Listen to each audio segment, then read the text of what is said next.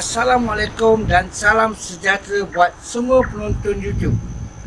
Pada hari ini, saya akan menceritakan pengalaman saya bersama tim saya semasa membuat aktiviti paranormal di sebuah flat kosong.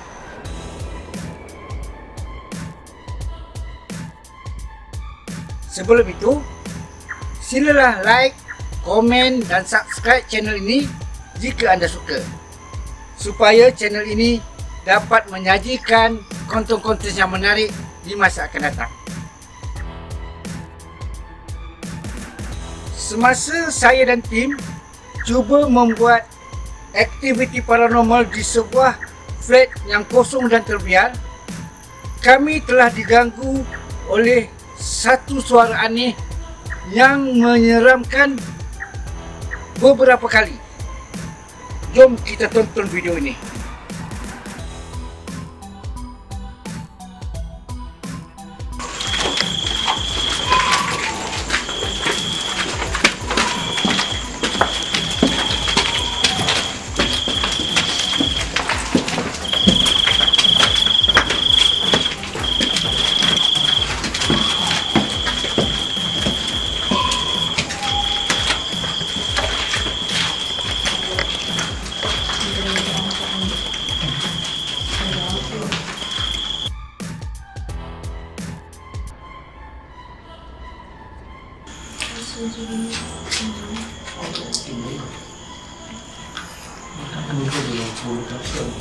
Ada 20. Kita ke depan kita something tapi rasa Jangan ikut bunyi anjing pun lain-lain. Macam anjing. kita sakit sih. Ada. Bukan.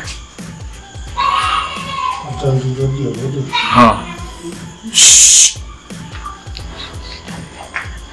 وقال فمن أنجرنا والله عليكم يسمعون.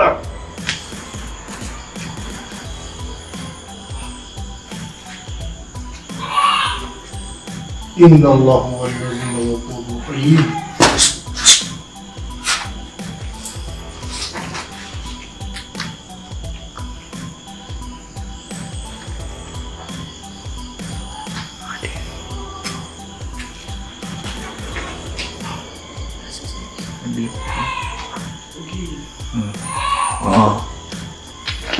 فإذا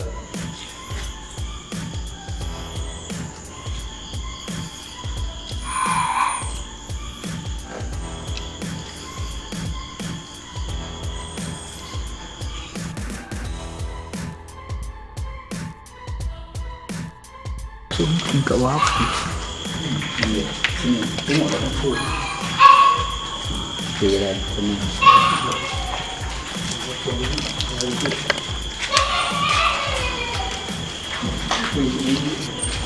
Macam suara budak kan?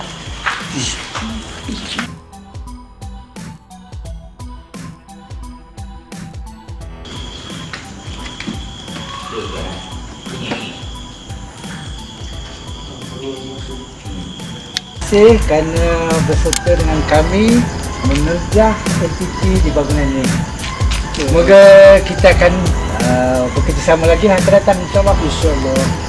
Demikianlah hasil terjahan kami di tempat bangunan kosong tadi. Jangan lupa untuk like dan subscribe di Fauzuan Videos untuk menyaksikan video-video seterusnya. Siang atau malam, ia wujud.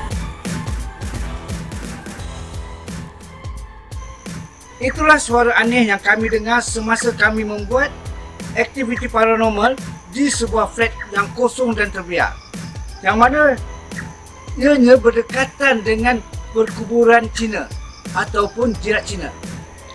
Apa pandangan anda? Apakah komen anda?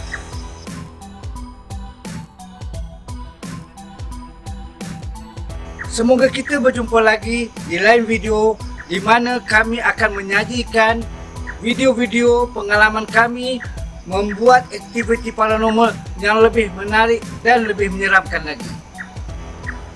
siang atau malam ia wujud. Bye.